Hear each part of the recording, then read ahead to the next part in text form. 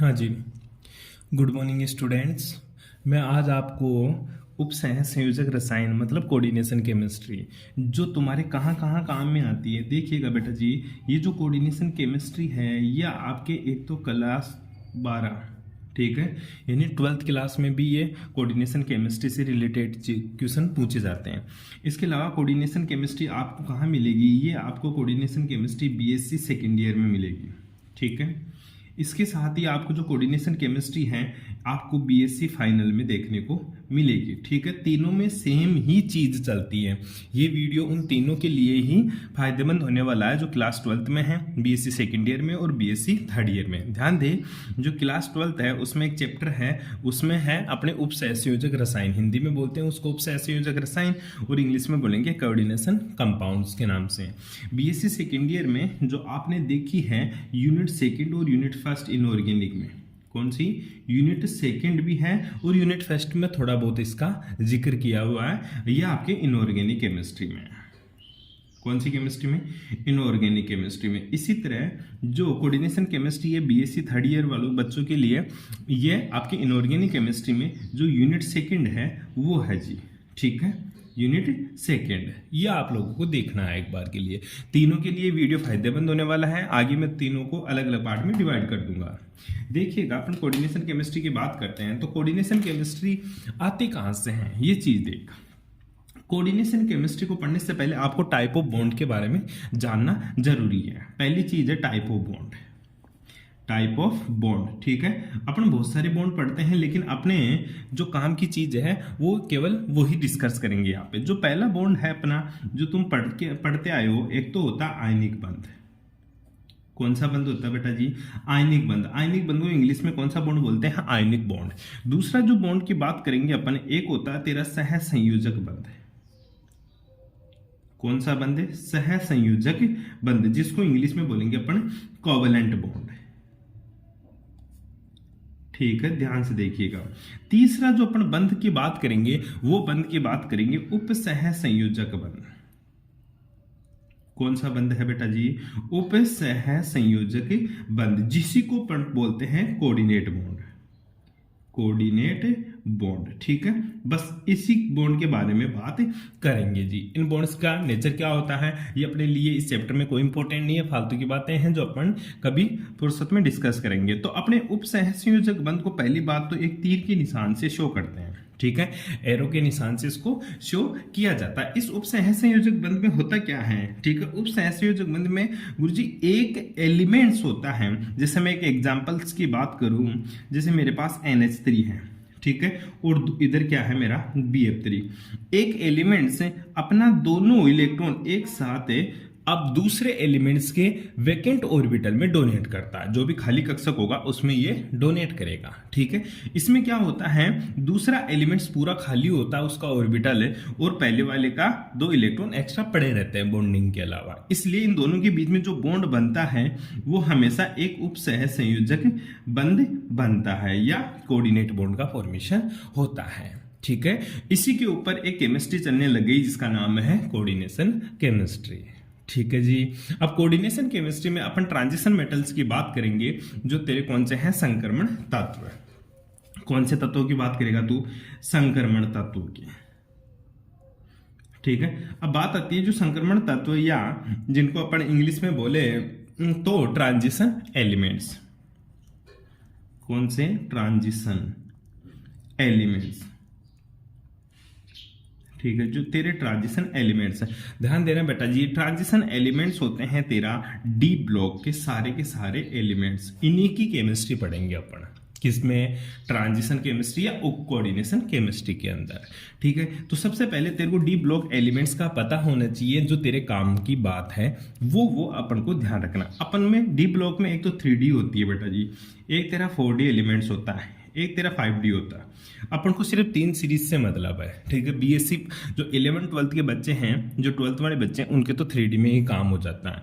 लेकिन जो बीएससी वाले बच्चे हैं उनका आपको 3D और 4D का भी ध्यान में रखना जरूरी है, ठीक है। जो 3D सीरीज है उसको कैसे याद करेंगे? ध्यान देना बेटा जी, 3D सीरीज स्केडियम से शुरू होती है। कहां से शुरू होती है? स्केडियम से। तो याद रखना अपन को साइंस टीचर विनीता कृपलानी मन, फे, को, नी, क्यू, जान जलाती है। बस ये याद रखना तेरे को। स्केडियम से शुरू होती है और जिंक तक ये चलती है। ध्यान दे बेटा, स्केडियम 21 से शुरू होता है तेरा, ठीक है। तो स्केडियम का जो इलेक्ट्रॉनिक कॉन्फ़िगरेशन में अपन जो एलिमेंट इलेक्ट्रॉन्स की बात करेंगे वो 21 नंबर पे आता है अपना, ठीक है। इसके बाद में ये 22 नंबर पे आता है, ये 23 नंबर पे।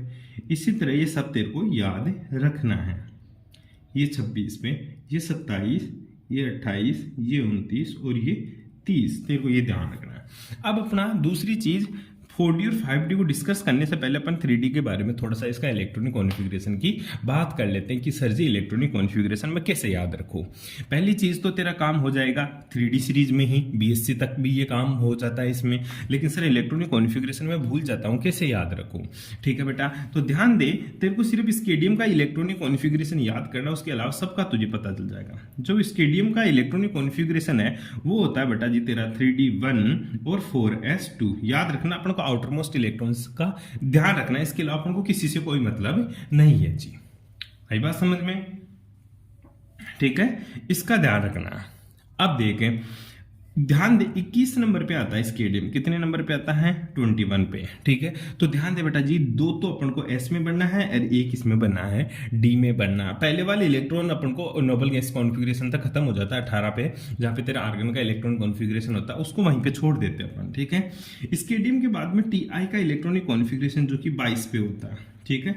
याद रखना 3D2 और 4s2 होता है।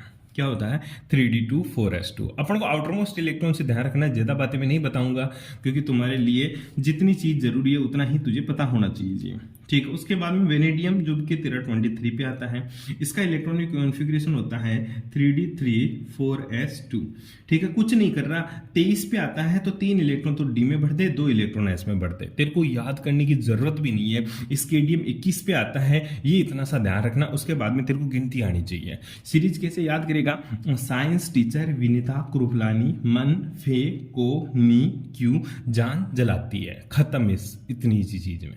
अब तेरे को 21 पे आता है तो 21 में से जो पहले वाली डिजिट है वो तो एस में भर दे और दूसरी वाली डिजिट तू डी में भरता जा। तेरे को इलेक्ट्रॉनिक कॉन्फ़िगरेशन भी याद नहीं करना, तेरे को सिर्फ थोड़ा बहुत दिमाग लगाना है जी। वेनेडियम के बाद में तेरे को थोड़ा सा क्रोमियम का ध्यान रखना है बेटा जी, जो 24 पे आता है 3D4 4s2, ऐसा तो भरेगा, लेकिन ये इसका स्टेबल इलेक्ट्रॉनिक कॉन्फ़िगरेशन नहीं होता।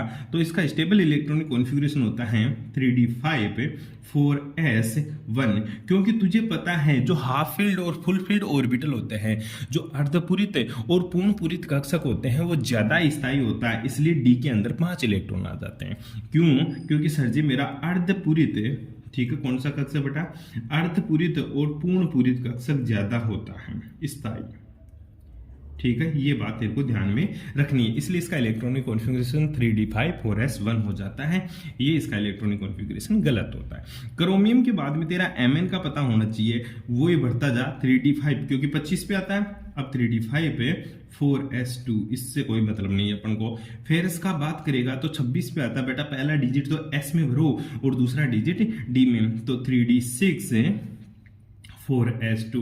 फिर इसके बाद में अगर कोबाल्ट की बात करूं जो कि 27 पे आता है तेरा, इसका इलेक्ट्रॉनिक कॉन्फ़िगरेशन 3D7 है 4s2। इसी के साथ है कोबाल्ट के बाद में मैं बात करूं निकिल की, तो ये क्या होता है 28 पे आता है गुरुजी। तो 28 का कैसे याद करेगा बेटा, 3D8 4s2, कोई दिक्कत नहीं है। इसी तरह तुझे कॉपर का पता होना चाहिए जो कितने पे आता है 29 पे, 3D9 4s2। ये भी अर्धपूरित कर दे इसको, ये भी गलत हो जाएगा। तो क्या हो जाएगा सर जी, इसका 3D10 4s2 इसका इलेक्ट्रॉनिक कॉन्फ़िगरेशन, सॉरी 4s1 इसका इलेक्ट्रॉनिक कॉन्फ़िगरेशन होगा। क्यों? क्योंकि वही गुरुजी हाफ फील्ड, कौन सा, हाफ फील्ड और फुल फील्ड ज्यादा स्थायी होता है, ठीक है। ये तेरे को याद रखना है। इसी वजह से इसका इलेक्ट्रॉनिक कॉन्फ़िगरेशन 3D10 4s2 देखने को, 4s1 देखने को मिलता है जी, ठीक है। इसी के साथ साथ जेडन का इलेक्ट्रॉनिक 30 पे आता है, इसका होता है बेटा जी 3D10 4s2। 2। बस ये इलेक्ट्रॉनिक कॉन्फ़िगरेशन याद करना। देख मैंने रटने की कोई चीज़ ही नहीं बताई। क्या बताया? सबसे पहले इलेक्ट्रॉनिक कॉन्फ़िगरेशन अपन को याद रखना है। इस क्लास में इतना ही तेरे को याद रखना है।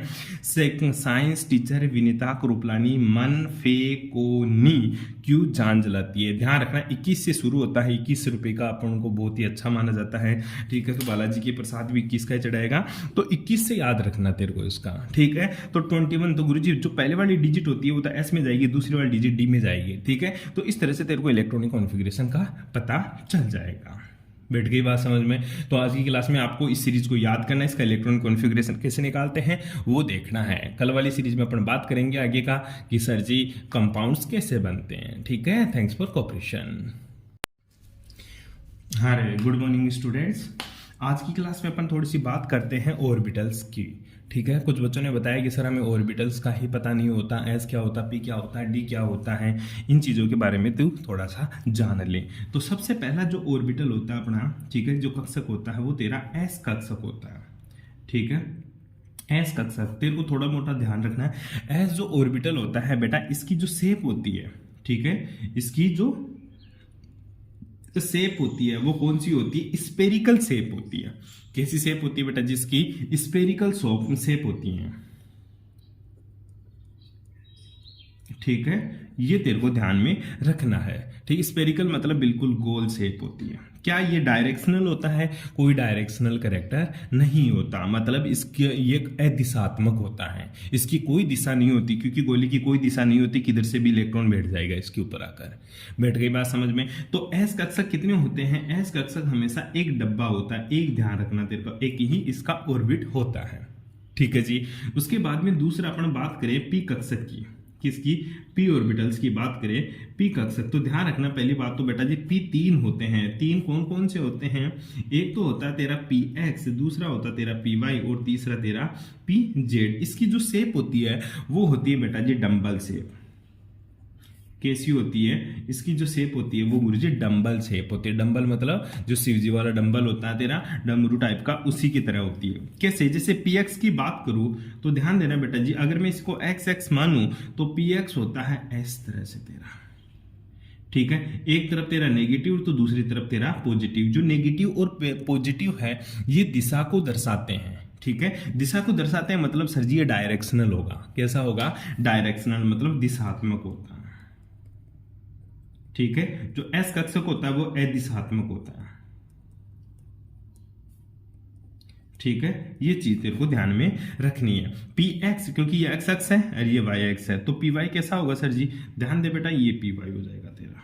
ठीक है, एक तरफ पॉजिटिव दूसरी तरफ तेरा नेगेटिव। ये तेरा पी एक्स है, ये तेरा पी वाई है। इसी तरह तेरे को पी जेड का पता चले तो तेरे को पता चल जाएगा सर जी जो मेरा पी जेड होता है वो इस टाइप का हो जाएगा।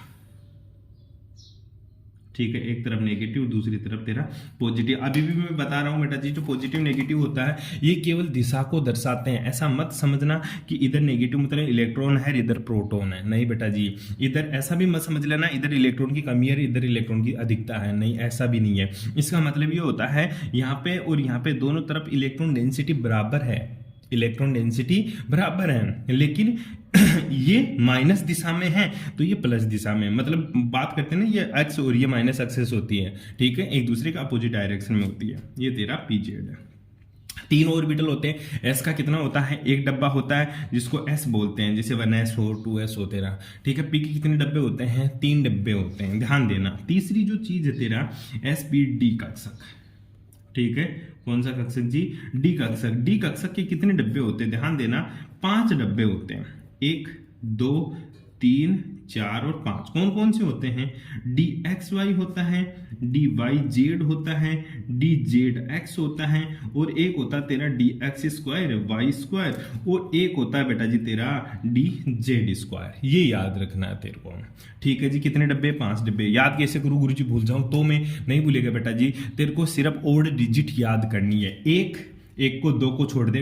2 तेरी इवन डिजिट है, इवन मतलब तेरा विषम सम संख्या है। तेरे को विषम संख्या वाली चीजें याद रखनी है। सम संख्या विषम में देख ले 1 3 5। 5 के बाद में क्या आता है बेटा जी? 7 आता है।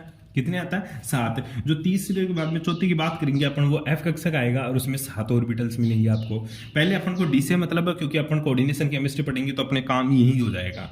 तो डी कक्षक का ध्यान रहे बेटा, एक तो डी एक्स वाई, ठीक है, इसकी जो शेप होती है वो दे पहले तो, ठीक है, इसकी जो शेप होती है बेटा डबल डम्बल शेप होता है। कैसी होती है? डबल डंबल शेप, ठीक है, 2 डंबल मिलेंगे आपको। क्या सर जी ये भी डायरेक्शनल होगा? बिल्कुल बेटा जी, ये भी क्या होता है तेरा? डायरेक्शनल होता है, दिशात्मक होता है, ठीक है। कैसे इसकी शेप देखने को मिलेगी? सबसे पहले अपने पास होता है डी एक्स वाई। कौन सा होता है?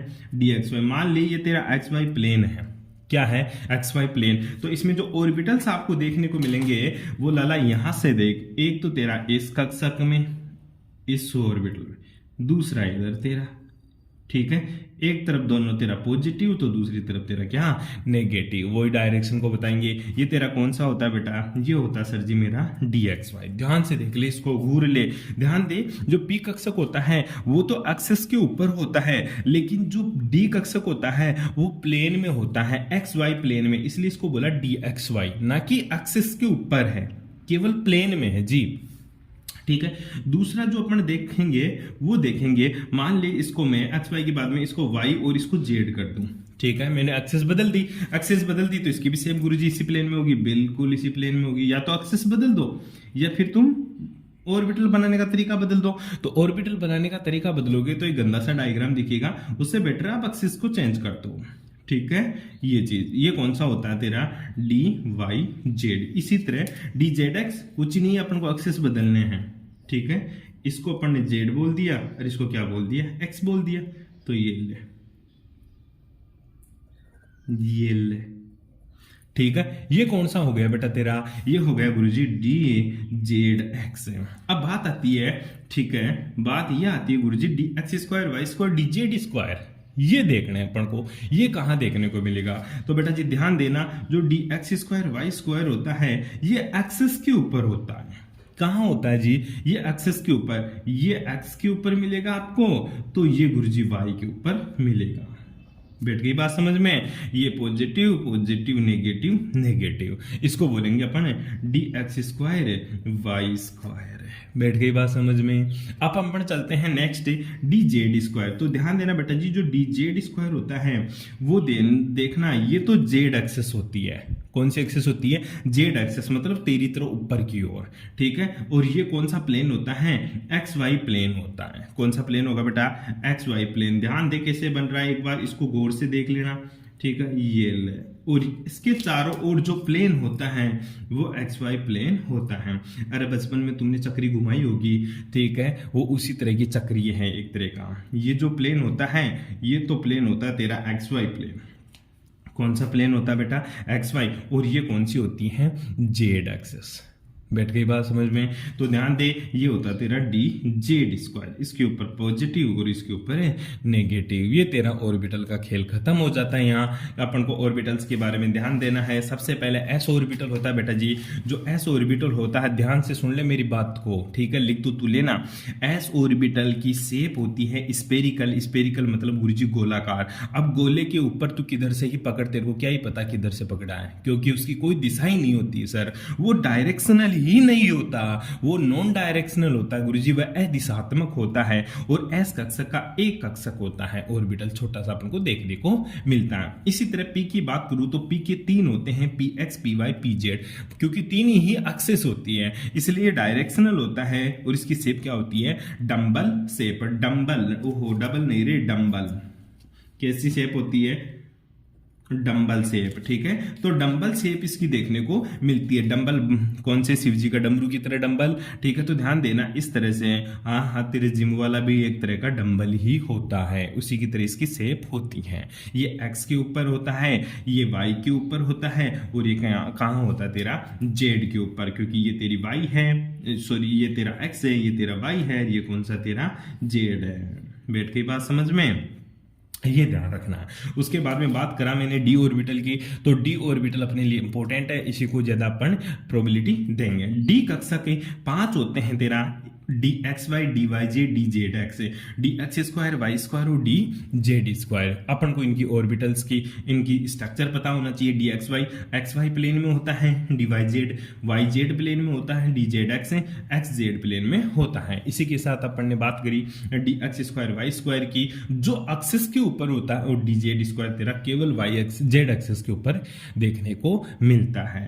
बेट की बात समझ में, इसकी शेप डंबल शेप होती है, और ये भी क्या होता है तेरा दिशात्मक होता है। जो लास्ट है अपना चौथा एफ ऑर्बिटल, ठीक है, कौन सा एफ ऑर्बिटल। ध्यान देना बेटा, ऊपर 5 था, तो इसमें कितने डब्बे होंगे, 5 के बाद में 6 तो सम डिजिट हो गई, 6 को छोड़ दे 7, 1 2 3 4 5 6 और ये 7, ठीक है, कितने हो गए, 7 डिजिट्स के डंबल हो गए। आई बात समझ में, तो ये तेरे को देखना होता है, ठीक है। एफ कक्षक जो अपने कहीं काम का नहीं है, इसको ज्यादा पढ़ेंगे भी नहीं, तो ध्यान दे दे। एस कक्षक एक डब्बा होता है, एक डब्बे में मैक्सिमम कितने इलेक्ट्रॉन आ सकते हैं, 2 इलेक्ट्रॉन आ सकते हैं। कितने इलेक्ट्रॉन बेटा, 2 इलेक्ट्रॉन। इसमें जो मैक्सिमम इलेक्ट्रॉन है, ठीक है, मैक्सिमम इलेक्ट्रॉन्स कितने आ सकते हैं, 2। इसमें 3 है डब्बे, तो एक में 2 इलेक्ट्रॉन आ सकते हैं, तो इसमें मैक्सिमम कितने इलेक्ट्रॉन आ सकते हैं पी में, तो ध्यान देना बेटा, इसमें मैक्सिमम जो इलेक्ट्रॉन है वो 6 इलेक्ट्रॉन भर सकते हैं। इसी के साथ डी में 10 डब्बे हैं, सॉरी 5 डब्बे हैं, तो इसमें मैक्सिमम इलेक्ट्रॉन कितने आ सकते हैं, क्योंकि मैक्सिमम इलेक्ट्रॉन इसमें 10 देखने को मिलेंगे, क्योंकि गुरुजी 5 इसमें डब्बे हैं, ठीक है। इसी के साथ अपन एफ की बात करें, तो एफ में मैक्सिमम कितने इलेक्ट्रॉन आ सकते हैं, गुरुजी 7 है, 7 को 2 से मल्टीप्लाई कर दो तो 14 इलेक्ट्रॉन इसमें देखने को मिल सकते हैं, मैक्सिमम इलेक्ट्रॉन। ये आप लोगों को पता होना चाहिए। नेक्स्ट क्लास में अपन कोऑर्डिनेशन शुरू से स्टार्ट करेंगे, क्या होती है कोऑर्डिनेशन वो चीज देखेंगे, ठीक है भाई। Thanks for cooperation. हाँ, गुड मॉर्निंग स्टूडेंट्स। पता है वीबीटी क्या होती है तेरी, हिंदी में बोलेंगे बेटा जी इसको, संयोजकता बंद सिद्धांत। होती क्या है सर संयोजकता बंद सिद्धांत, ध्यान दे बेटा। जो संयोजकता बंद सिद्धांत अपन वीबीटी है, ये बात करती है फॉर्मेशन ऑफ कॉम्प्लेक्स की। जो भी अपना यौगिक बनता है, जो भी अपना अणु बनता है, उसका अणु का निर्माण कैसे होता है उसके बारे में ये बताएगा, कि जो एलिमेंट्स होते हैं वो अपने इलेक्ट्रॉन्स को शेयर कैसे करते हैं, उसके बारे में ये चीज बताती है। अपन को इससे कोई मतलब नहीं है कि वीबीटी क्या होती है, कुछ नहीं पूछेगा अपन को, तो इससे मतलब होता है इसमें होता क्या है। देख बेटा जी, तूने छोटी क्लासों में जब 12th क्लास में तू पढ़ के आया था, तो तूने एक हाइब्रिडाइजेशन मतलब संकरण का नाम सुना होगा।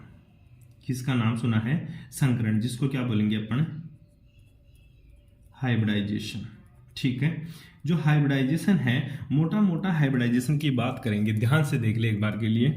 सर पहला जो हाइब्रिडाइजेशन में पढ़ता था sp पढ़ता था, इसमें एक s कक्षक और दूसरा कौन सा होता था, p ऑर्बिटल। एक s ऑर्बिटल दूसरा p ऑर्बिटल, ये दोनों एक दूसरे के साथ ओवरलैप करते थे, मतलब अतिव्यापन करते थे। और sp संकृत कक्षक का, sp हाइब्रिड ऑर्बिटल का निर्माण करते थे।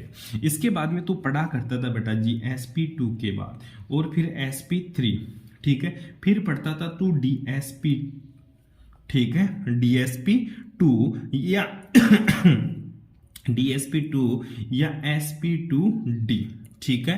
इसके बाद में अपन पढ़ेंगे sp3d, ठीक है। इसके साथ में हम पढ़ेंगे अपन sp3d2 या फिर d2sp3, ठीक है। इसके साथ में तू पढ़ता था sp3d3, ठीक है। ये तू छोटी क्लासों में कक्षा 12 में तू पढ़ता था। ध्यान दे, मैं इतना ही बोलता था उस टाइम पे, तुझे पढ़ाता था तब, कि जो sp ऑर्बिटल होता है इसमें कितने वर्ड है बेटा, 2 वर्ड है, मतलब केवल और केवल 2 बॉन्ड की बात करता है। जो sp2 है इसमें 3 वर्ड है, एक s है, 2 p है, तो सर जी इसमें 3 और इलेक्ट्रॉन 3 बॉन्ड्स की बात करेगा, ठीक है। ये तूने पढ़ा नहीं, ये अब पढ़ेगा तू कोऑर्डिनेशन केमिस्ट्री के अंदर, ठीक है। ये तूने पढ़ा था sp3d, ये भी तूने पढ़ा था, और ये तू यहाँ पढ़ेगा कोऑर्डिनेशन केमिस्ट्री के अंदर, और ये तूने पढ़ा था लेकिन अब नहीं पढ़ेगा। तो मोटा मोटा मेरे को क्या पढ़ना है, क्यों कंफ्यूज कर रहा है, तेरे को सिर्फ ये 3 चीज तो ये पढ़नी है, ठीक है, और एक चीज ये पढ़नी है, बस अपना काम यही हो जाएगा, यहीं से तेरे को क्वेश्चन मिलेंगे, ठीक है। थोड़ा सा मोटी मोटी बात कर लेते एक बार। जो sp होती है, इसकी जो ज्योमेट्री होती है, क्या बेटा, ज्योमेट्री, वो देख ले। एसपी की जो ज्योमेट्री होती है वो लीनियर होती है, हिंदी में बोलेंगे इसको बेटा जी रेखीय। कैसी होती है, लीनियर। किसकी, एसपी की।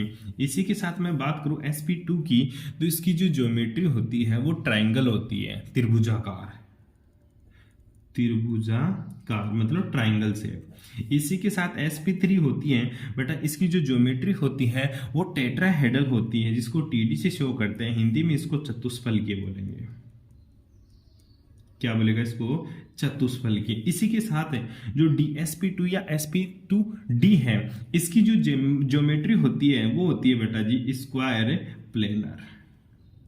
कैसी होती है, स्क्वायर प्लेनर। हिंदी में इसको क्या बोलेंगे, चतुष्फल, वो सॉरी क्या बोलेंगे इसको, वर्गाकार समतलीय। क्या बोलेगा, वर्गाकार समतलीय।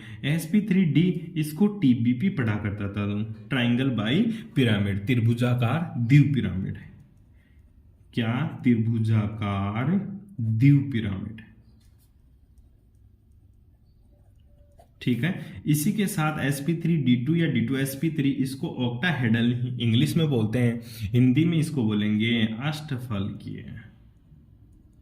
क्या बोलेगा इसको बेटा, अष्टफलकीय। और जो sp3d3 होता है इसको बोलेंगे अपन pentagonal bi pyramid. Pentagonal bi pyramid, Hindi में क्या बोलेंगे इसको, पंचकोणीय। क्या बोलेगा, पंचकोणीय द्वीप पिरामिड। ठीक है, ये ध्यान दे ले। अपन को सिर्फ 3 चीज से मतलब है, एक तो रट ले अभी, sp3 की जो ज्योमेट्री होती है वो टेट्राहेड्रल होता है, DSP2 या sp2d की जो ज्योमेट्री होती है वो स्क्वायर प्लेनर या वर्गाकार समतलीय होती है। इसी के साथ तेरे को याद होना चाहिए sp3d2 या d2sp3 इसकी आकृति या ज्योमेट्री ऑक्टाहेड्रल मतलब अष्टफलकीय होती है। ठीक है, होती कैसे हैं, सबसे पहले मैं बता दूं sp3 में 3 डंडे होने चाहिए, 4, 3 तो p के, 1 s के। तो टेट्राहेड्रल होती कैसी है बेटा, एक तो ऊपर होता है और 3 इस तरह से होता है ट्राइंगल से में। ठीक है, ध्यान रखना है। इसी के साथ तेरे को DSP2 की या फिर DSP2 या sp2d, ठीक है, इसकी जो ज्योमेट्री होती है वो होती है बेटा जी वर्गाकार समतलीय, इस तरह से। ठीक है, और तेरे को d2sp3 या फिर sp3d2 इसकी जो ज्योमेट्री होती है वो ऑक्टाहेड्रल बनाएगा कैसा बेटा, ऐसा 4 तो वर्गाकार समतलीय और ऊपर और नीचे 2 पिरामिड, पता होना चाहिए। ये तेरी ज्योमेट्री होती है d2sp3 या sp3d2 की, तेरे को पता होना चाहिए। अब अपन एक एग्जांपल लेकर इसकी ज्योमेट्री की बात करते हैं, और सर हम वीबीटी को कैसे कोऑर्डिनेशन केमिस्ट्री में अप्लाई करते हैं वो भी अपन देखते हैं जी। ठीक है, छोटी छोटी बातें हैं वो अपन डिस्कस करते हैं, देखिएगा एक बार के लिए। ठीक है, सबसे पहले मैं एक छोटा सा एग्जांपल बताऊंगा, एग्जांपल के थ्रू जो तेरे एग्जाम में आने वाला है उसी के थ्रू तेरे को वीबीटी समझाने की कोशिश करूंगा जी। मैं एक एग्जांपल लेता हूं छोटा सा, ध्यान से देखना बेटा। जहाँ FeH2O का होल 6, FeH2O का होल 6 ऊपर मैंने दे दिया 2+। ठीक है, क्वेश्चन क्या आएगा, क्वेश्चन यहीं से बनेगा। ये क्लास 12th वाले बच्चों को भी पूछता है, बीएससी सेकेंड ईयर वालों को भी पूछेगा, और फाइनल वालों को तो पूछेगा ही पूछेगा। ठीक है, क्वेश्चन आएगा FeH2O का होल 6 2+, एक कॉम्प्लेक्स है। ठीक है, इसका हाइब्रिडाइजेशन, इसका संकरण, इसकी ज्यामिति मतलब बेटा जी इसका हाइब्रिडाइजेशन, इसकी ज्योमेट्री, इसका डाइपोल मूवमेंट, द्विध्रुव आघूर्ण, क्या रे, द्विध्रुव आघूर्ण, इसका संकरण, इसकी ज्योमेट्री और इसका द्विध्रुव आघूर्ण, और इसका रंग। ठीक है, कलर की प्रकृति, ये कलर्ड होगा या कलर लेस होगा, नेचर ऑफ ए कॉम्प्लेक्स, ये क्वेश्चन पूछता है। ठीक है, कभी कभी 4 नंबर में पूछ लेता है, कभी कभी छोटे छोटे टुकड़ों में पूछता है, कभी कभी कुछ ही पूछ लेता है। अपन सारी चीजें एक साथ इसकी डिस्कस करेंगे। सबसे पहले तेरे को Fe का पता होना चाहिए। ठीक है, Fe 26 पे आता है, याद कर ले, साइंस टीचर विनीता कृपलानी मन फे, 6 पे आ गया। ठीक है, ये 26, 21, 22, 23, 24, 25, 26, ठीक है। तो 26 पे आता है। 26 का मैंने आप लोगों को बताया था 3D6 4S2 पता होना चाहिए, ठीक है। अब ये सबसे पहले अपन Fe का इलेक्ट्रॉनिक कॉन्फ़िगरेशन लिख दिया, लेकिन जो Fe की ऑक्सीडेशन स्टेट है वो बेटा जी +2 है। तो Fe +2 में है, तो +2 में है तो इसका इलेक्ट्रॉनिक कॉन्फ़िगरेशन 3D6 4S 0 हो गया, क्योंकि अब बाह्यतम कक्षक से इलेक्ट्रॉन निकलेगा आउटरमोस्ट से। तो डी कक्षक में कितने इलेक्ट्रॉन बेटा जी 6। अब इसका इलेक्ट्रॉनिक कॉन्फ़िगरेशन अपन थोड़ा सा डिस्क्राइब करते हैं कि सर जी ये है मेरा 3D में कितने इलेक्ट्रॉन 1 2 3 4 5 हो गए, क्योंकि डी के 5 होते हैं। 1 2 3 4 5 और 6 इलेक्ट्रॉन भर दिए सर। कितने इलेक्ट्रॉन भर दिए बेटा जी 6 इलेक्ट्रॉन भर दिए तूने, ठीक है। उसके बाद में एस कक्षक है, ये है तेरा 4s खाली है। उसके बाद में आता है मेरा एस के बाद में p 4p आएगा, p में 3, ठीक है। उसके बाद में आएगा बेटा जी तेरा d, ठीक है, ये 4d हो गया। बैठ गई बात समझ में। अब बात आती है सर जी, अब इलेक्ट्रॉनिक कॉन्फ़िगरेशन तो लिख दिया, अब मेरे को क्या करना है H2O जो कि कोऑर्डिनेट बॉन्ड बनाएगा, क्योंकि कोऑर्डिनेशन केमिस्ट्री पढ़ रहे हैं। अगर कोऑर्डिनेट बॉन्ड बनाएगा तो कोऑर्डिनेट बॉन्ड में एक साथ 2 इलेक्ट्रॉन डोनेट करता है। तो यहाँ पे 1 इलेक्ट्रॉन ऑलरेडी है, अगर 2 इलेक्ट्रॉन डोनेट करेगा तो एक ऑर्बिटल में कितने इलेक्ट्रॉन हो गए 3 हो गए, और 3 तो कभी पॉसिबल नहीं है, ठीक है। इसलिए जो H2O है, ठीक है, तेरे को लिखना है जो H2O है, H2O is a weak field ligand, ठीक है। कौन सा लिगेंड है वीक फील्ड लिगेंड, या फिर इसको बोलते हैं हाई स्पिन कॉम्प्लेक्स। कौन सा बोलेगा हाई स्पिन कॉम्प्लेक्स है, कौन सा वीक फील्ड लिगेंड है, कौन सा लिगेंड है जी वीक फील्ड लिगेंड या हाई स्पिन, ठीक है। हाई स्पिन लिगेंड है जो हाई स्पिन कॉम्प्लेक्स का फॉर्मेशन करेगा, ठीक है। ये क्या होता है weak field ligand, high spin complex क्या होता है, ये सब चीजें अपन डिस्कस करेंगे इस एग्जांपल को समझने के बाद, जो तेरे को पता होना चाहिए, ठीक है। वीक फील्ड लिगेंड है, हाई स्पिन कॉम्प्लेक्स है, तो ये हमेशा हाई स्पिन कॉम्प्लेक्स बनाएगा, ठीक है। तो ये इसमें किसी को भी पैड कराएगा नहीं, अपन को बाहर से ही इलेक्ट्रॉन भरने हैं, ठीक है। तो 3D को एज इट इज वापस लिख देते हैं, क्योंकि ये पेयरिंग नहीं करवाएगा, क्योंकि वीक लिगेंड है। क्या है बेटा जी weak ligand, 2 3 4 5 6 as it is रहेंगे। ये तेरा 4, ये तेरा 3D 4p, ठीक है। इसके बाद में ये तेरा 4d आ जाएगा, ठीक है। ये तेरा 3D है, ये तेरा 4s है, ये तेरा 4p है, ये तेरा 4d है।